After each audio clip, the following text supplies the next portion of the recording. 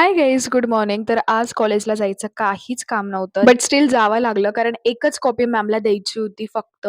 आणि लिटरली म्हणजे एवढं छोट्याशा कामासाठी एवढं दूर जाणं आणि ते पूर्ण करणं, हे इतकं डिफिकल्ट आहे ना, म्हणजे एक रिग्रेट होतो तो एक प्रश्न वेगळा आणि त्याशिवाय कंटाळून जातो तो प्रश्न वेगळा, की नाही यार मूड नव्हता, बट एका कामासाठी यावं लागलं. आणि नेमकं म्हणजे आता कॉलेजला जायची इच्छा तर असू द्या बाजूला, पण तिकडे गेल्यावर असं जास्त वाटतं, की यार काही दिवसानंतर आपण हे नाही बघणार आहे. आता संपलं इथे आपलं वर्ष. तर सकाळी तर लवकर उठावं लागलं मला कारण जसं मी बोलली काल, की मामाला दवाखान्यात ॲडमिट केलेलं सो त्यांचा नाश्ता द्यायला मला जायचं होतं. सो मी तिकडे गेलेली आणि त्यानंतर मग मी कॉलेज यायला निघाले आणि म्हटलं आता एवढं दूर आलेलं आहे तर 1-2 कामं करूनच घेऊ. तर माझे बाकी पण काही कामं होतं कॉलेज रिलेटेड. सो मी तेही करून घेतलेलं. एक्झाम्स पण येताय सो हॉल तिकीट पण घ्यायचं होतं. पण ना मला काय म्हणायचंय माहिती का, म्हणजे आता मला ना एक्झाम स्टार्ट होणार आहे 21 पासनं.